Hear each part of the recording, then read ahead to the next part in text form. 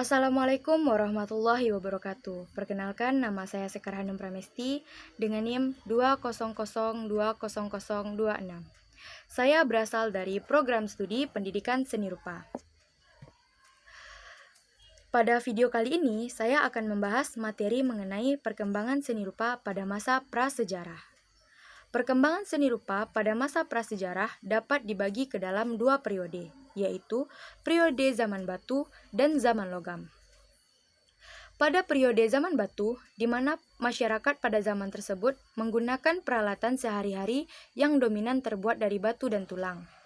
Seni rupa zaman batu dapat dibedakan atas 4 masa, yaitu zaman batu tua atau yang disebut juga sebagai Paleolitikum, zaman batu tengah, Mesolitikum, zaman batu muda, Neolitikum, zaman batu besar, Megalitikum.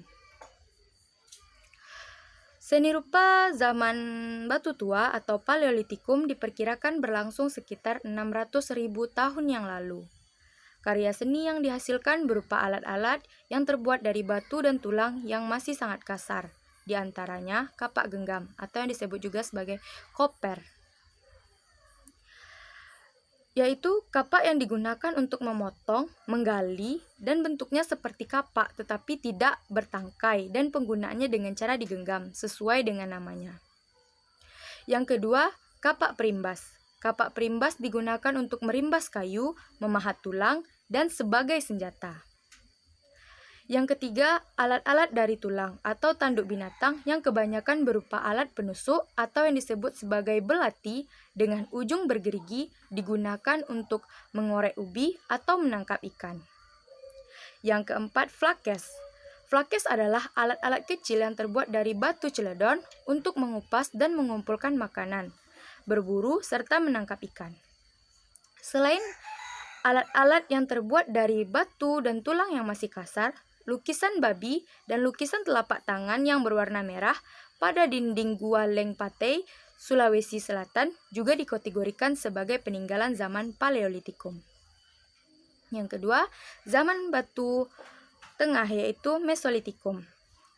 Ditandai dengan Pabel kultur, peninggalannya berupa mata panah, batu penggiling, dan kapak batu. Peninggalan yang cukup terkenal adalah Kokeng Modiner, yaitu sampah dapur dari kulit siput yang menumpuk menyerupai bukit dan menjadi fosil dengan tinggi mencapai 7 meter. Yang ketiga, zaman Neolitikum atau batu muda. Zaman batu muda dicirikan peninggalannya berupa batu yang telah diasah lebih halus. Peninggalannya berupa kapak persegi, kapak lonjong, dan tembikar. Yang keempat yaitu zaman batu besar atau yang disebut juga dengan Megalitikum. Hasil kebudayaan zaman batu besar atau Megalitikum berupa pundan berunda, menhir, dolmen, waruga, dan sarkofagus. Bentuk-bentuk karya peninggalan megalitik di Indonesia memiliki kaitan dengan pemujaan maupun upacara penguburan. Seni rupa periode yang kedua yaitu seni rupa zaman logam. Seni rupa zaman logam. Karya seni rupa zaman logam atau zaman perunggu diperkirakan dipengaruhi oleh gelombang imigrasi kedua dari daratan Asia pada tahun 500 sebelum Masehi.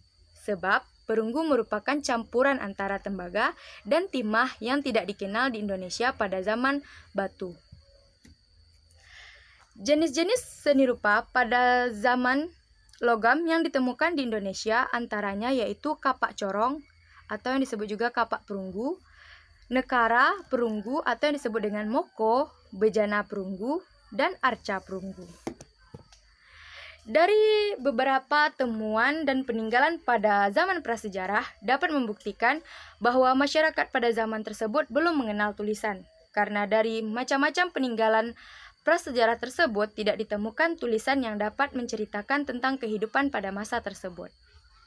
Baiklah, sekian materi dari saya ucapkan wabillahi taufiq wal hidayah. Assalamualaikum warahmatullahi wabarakatuh.